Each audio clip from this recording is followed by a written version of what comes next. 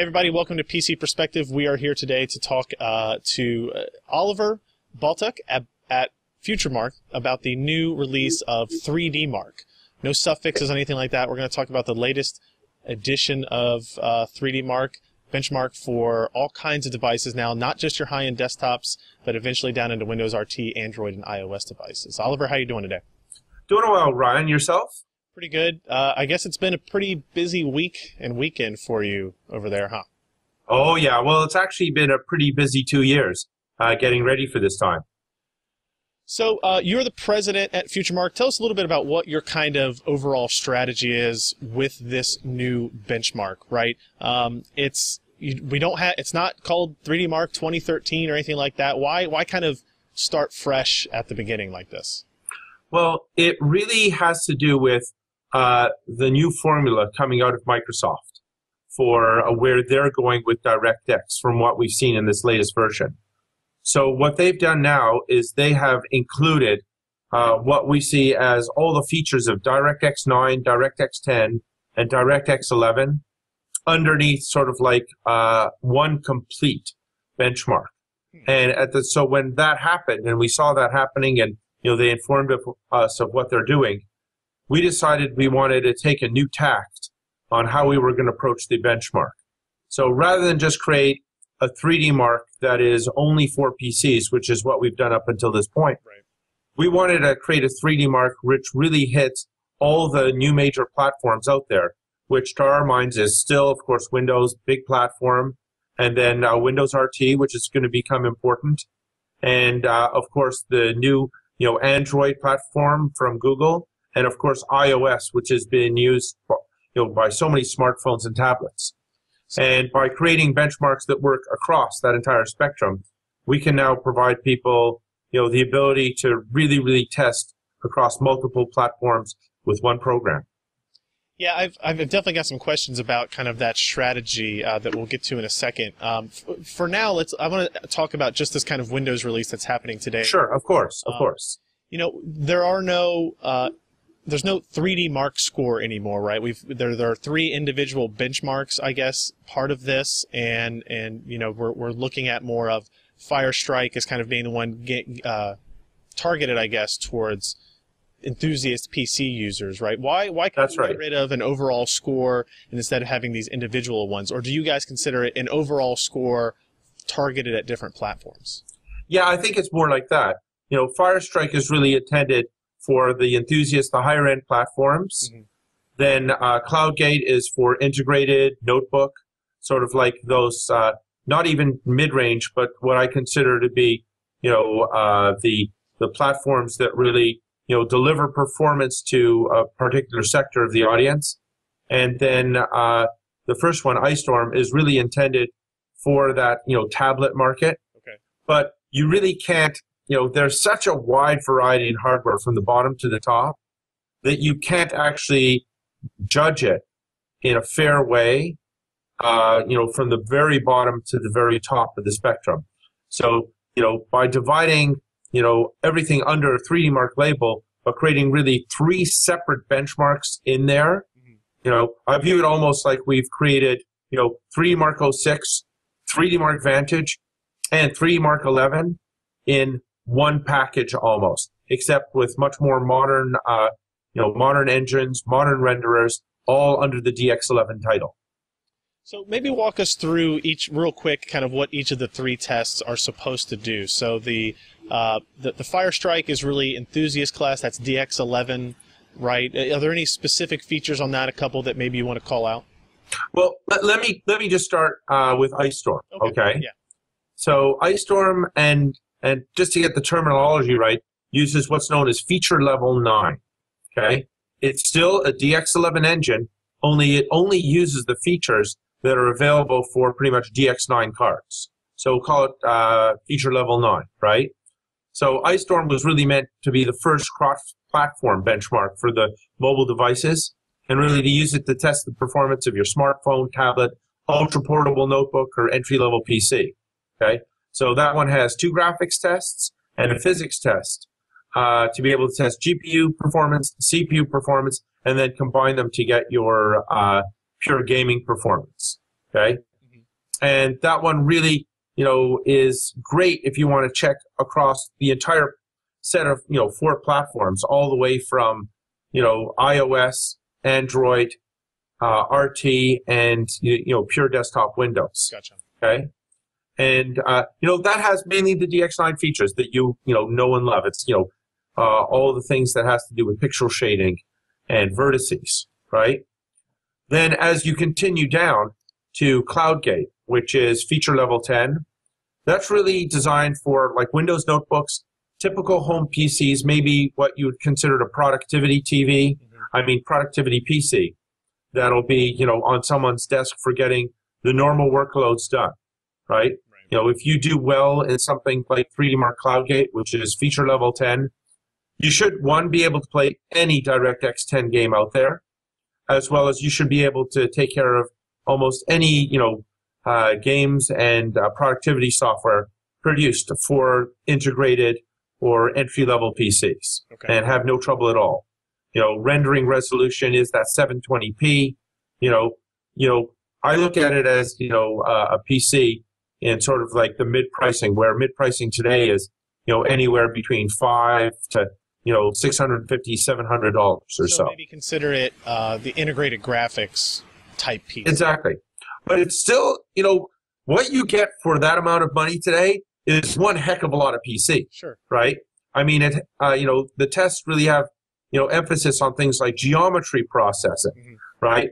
And doing, pretty mathematically complex stuff, shaders that really, really push the envelope. If you took a look at our game Shattered Horizon, which used our 3DMark Vantage engine in it, you needed a pretty beefy card back then to run it. So, and that produced some pretty beautiful things. Doing volumetric illumination. That's pretty high-end stuff.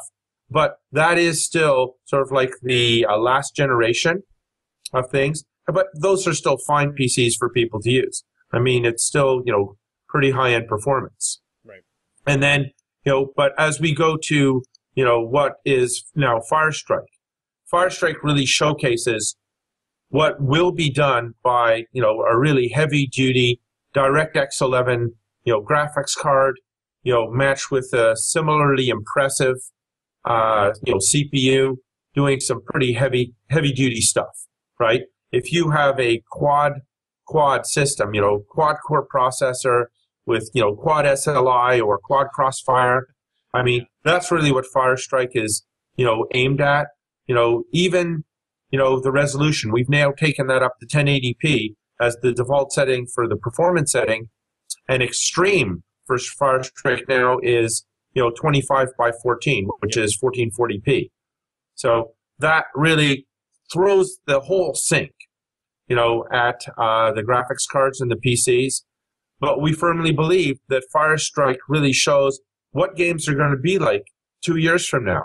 2 years from now, if you have a DX11 card that does really well on Firestrike today, you'll be able to play those games 2 years from now, where a lot of the people who are building the modern games today, you're going to see all these type of features directly in there. And some of those features are some pretty heavy hitter stuff.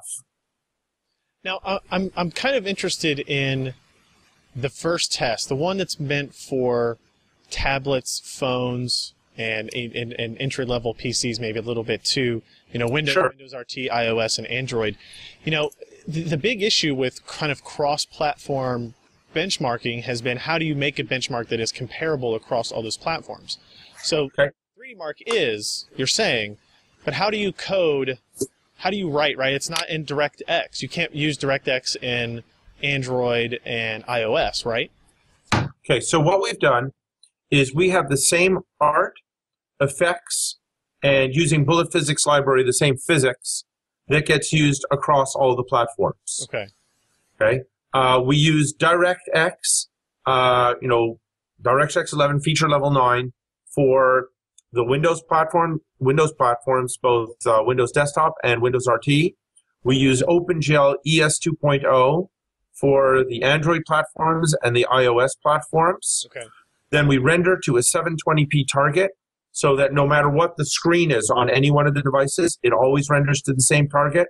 Okay. And we've spent a lot of time matching up the features in each one of them from DX9 and OpenGL, so we're using the same features, and we are getting very comparable results between, the Windows devices and the other devices, so that you can compare across the entire spectrum. Compare image quality, that kind of thing, you mean?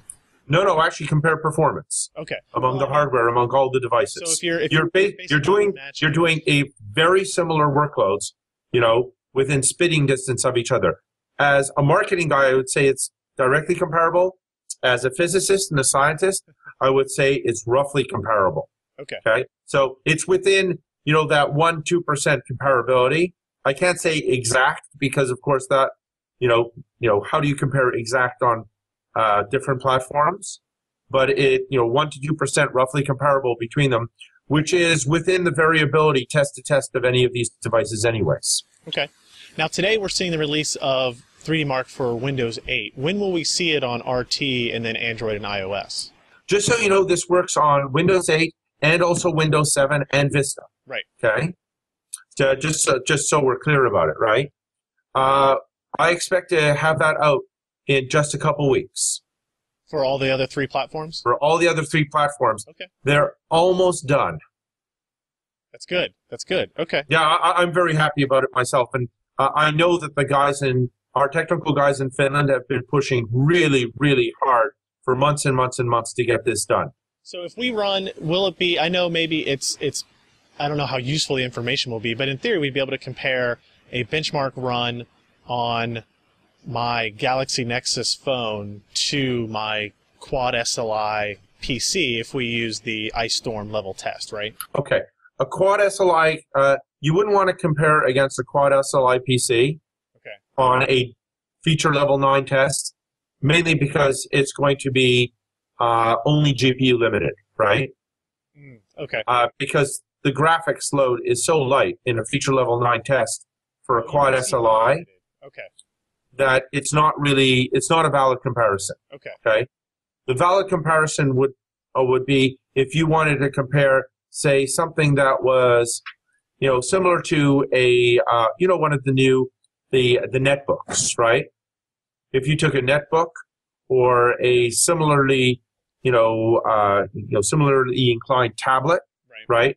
Running, say, Windows 8, right, on x86, that was meant for low power considerations, that, that's the type of device you would really run, on it. Interesting. To be able to compare. So, and that's, as I said, that's why you have Ice Storm, CloudGate, and Firestrike, because you probably wouldn't even want to run, you could run CloudGate on like really, really high-end hardware, but it's still going to be pretty much CPU limited at that point. Interesting. Okay. Now, but it makes a great overclocking CPU test if you like to do that. Right. You kind of mentioned this a little bit earlier about how you feel Firestrike will kind of mirror the actual game performance maybe in the upcoming years. That's correct. A lot of people, when they use 3DMark and they see 3DMark numbers, some people tend to shun those results because they are synthetic benchmarks, right? And most people want to focus on real-world game testing. I mean, how confident are you in, the implementations of your illumination models and tessellation models and that kind of stuff with Firestrike that, it will at least emulate performance of PC titles in general in 2013 and 2014? Actually, I'm going to take you back for a second and take a look at how games are built, right, versus how benchmarks are built. Okay. Games are, because our company has previously built games. We built, Shattered Horizon, Hunger Bulls, Unstoppable Gorg, all that were pretty successful in the market. And if you take a look at how games are built, you build games to stay the heck away from the edges, right? The last thing you want is your game to develop a bottleneck somewhere, because what happens when a game develops a bottleneck? It just stops, right? So if you use, I don't think it's bad to use games, to define, sort of like the parameters of your systems and your performance. But you have to use a lot of games if you're going to do that. You're going to want to use 20, 25 games and really build up a good catalog, because most games get bottlenecked on only one single feature, right? So if you're using, even a high-end game, what you end up testing is you end up testing just a single feature of what is DirectX 11, right? Okay. When you build a benchmark, we build the benchmark specifically to hit all the edges of an API and the silicon that goes along with it. And we do this, although yes, it is synthetic, we specifically build it so that we can get to all the edges at the same time. Therefore, we're not bottlenecked by a single feature. And also because we divide up our benchmark into like a GPU test 1, GPU test 2, a CPU test, and a combined test. What we're doing is, say GPU test 1 is going to test a specific range of features. GPS 2 tests another specific range of features. The CPU test is specifically built to, go right at the heart of what, where the CPU bottlenecks are. And the combined test really tests out the drivers, to make sure that it is, taking the load and putting it where it's best utilized for overall maximum performance. Then we combine that together to be able to create a single score that gives you an indication about how the hardware works, and how it will influence to games, when you want to go and play in game. So if you get a score of 5,000 on one of our benchmarks, you're pretty sure that you're going to be able to play most games that are out there. So like in Firestrike, graphics test 1, here I'm just looking at some of the technical documentation, focuses on geometry and illumination, while graphics test 2 focuses on particles and GPU simulations. That's kind of what you're talking about? Are you talking Ice Storm or Firestrike? Firestrike, right? Yeah, you're right, Firestrike, I'm sorry. Okay, so Firestrike really, yes, Firestrike, exactly, geometry and illumination in test 1, and particles and simulations in test 2, right? And, if you look through our technical documents, you'll see how many different things are used to get there all at the same time, okay? And we expect that all of these type of features are going to be heavily used in the future. Interesting. But I know lots of guys like to use games. I highly encourage everybody out there not just to depend upon a synthetic benchmark, right? Right. Use it for reference. Use it for, getting the numbers, you really need to get numbers for a broad basis number. But also, yes, go out, benchmark with games. It's really healthy to do that. How do you deal with working with the GPU companies in terms of what kind of technologies you integrate into a benchmark like this? Obviously, 3DMarks have been very important for GPU performance metrics, and a lot of people use them before they make their buying decisions. Things like NVIDIA PhysX, right? That's not in the new 3DMark at all. And it wasn't in 3DMark 11 either. We've used Bullet Physics Library, which is an open source physics library. Right.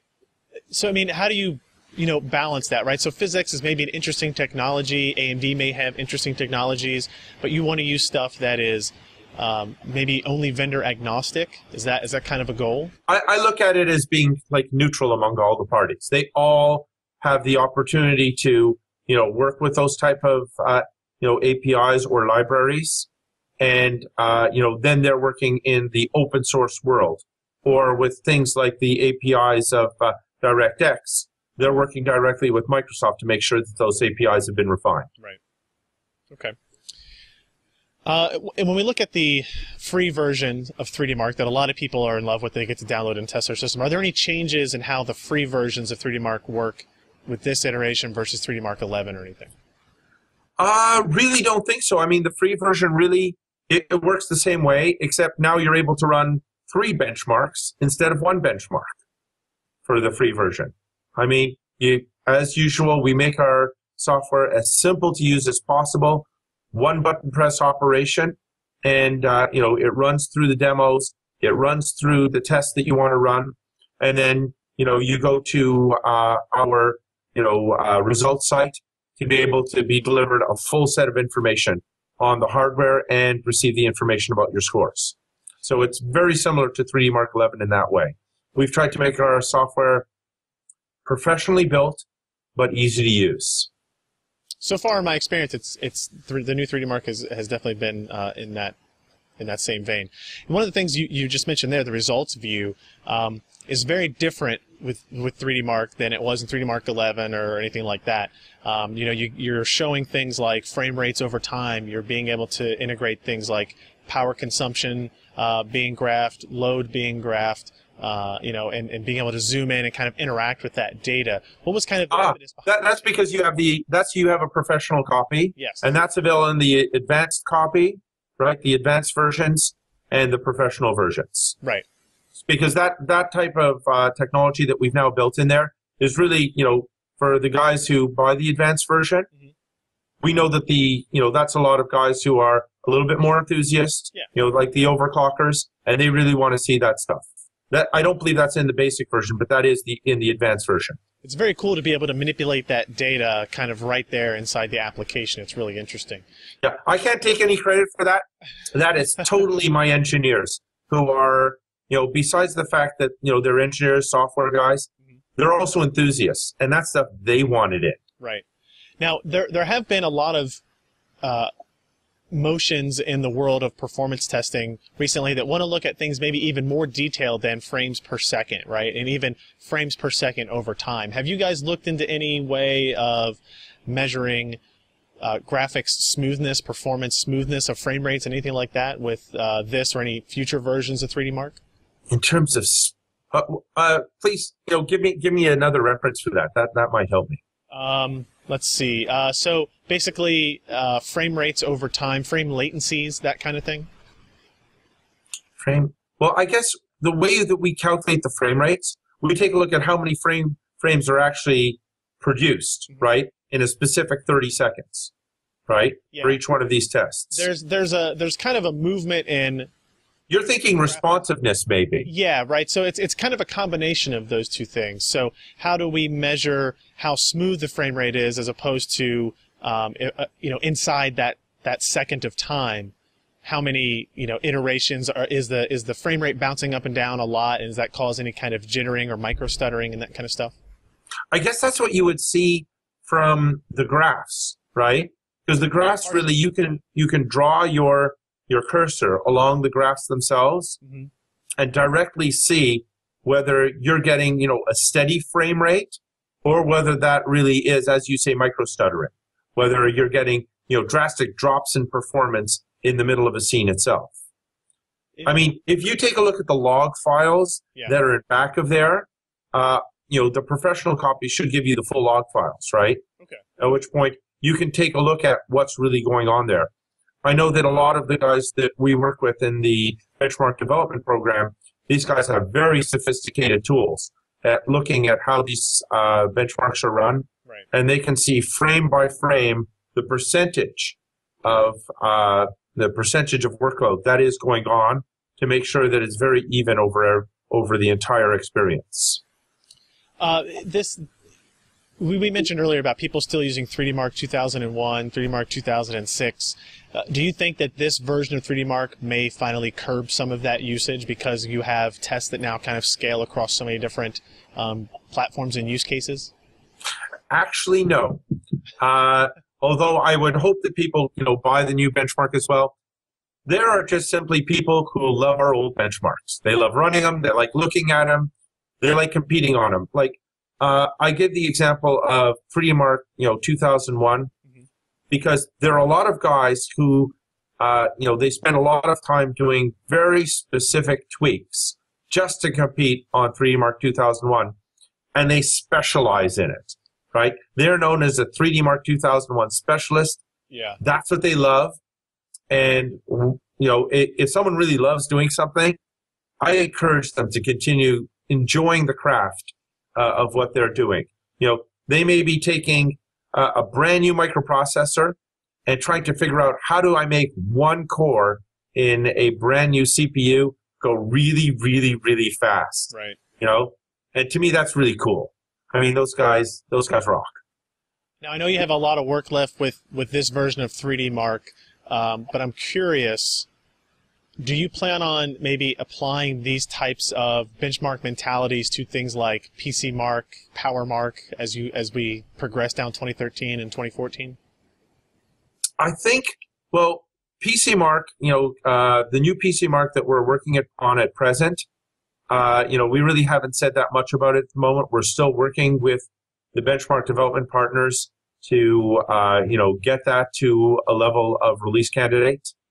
And it's probably a little early for me to talk about that product. Okay. But I do know that, that product really is, defined to, to really bring out the best in the hardware itself and more on a pure system performance basis for, corporations who really want to look at, what type of bids are they tendering, to the large OEMs. Okay. I thought it would be maybe interesting to see a compute or a non-graphics kind of test that maybe scales across all these different platforms as well. So if that's possible. Well, I think what you'll see over time is I've already started speaking with many of the both OEMs and also the silicon vendors about a product that I would consider, it's kind of called PCMark for Android, even though I know it's kind of a funny name. Right. It's not the real name. It's just, sort of like in title holder name. Sure. But a PCMark for Android really would be a product that we'll work on next that will span all the way from, like as I hold them here, an RT device to an iOS device, through to, a Google device, and then to Windows as well, to take a look at how do people interface with these devices and what is the performance that they get when they interface with these devices. Because, a tablet is not only used for games, it can be a, very valuable productivity tool. And, measuring how people interact with their device, the responsiveness of that device is very important. So that is something we're going and doing. We've opened up a benchmark development program for it. I have new members coming into that, and that's a discussion we're having among ourselves at the moment. All right. One thing before we get out of here. Of course. What is the best performing ARM-based tablet so far that you've seen in 3DMark? Oh, I can't say that. That would be like picking your favorite hockey team, We'll be but we'll be able to take a couple of weeks. I think what you'll see is when our benchmark comes out, you'll test them all, and you guys will tell us what it is. That's almost more fun, right? We'll let you out easy on that one, I guess. That's what the press does so well. The press really, really is able to test stuff and tell us what the best performing thing is. All right, well, we're looking forward to adding 3DMark into our GPU test suite here at PC Perspective, and thank you very much for joining us, Oliver, and good luck on launch day in the coming weeks as you deal with all the releases of the new 3DMark. My pleasure, Ryan, and I look forward to reading all your new articles on the hardware, using our new software. Will do. Thanks, guys.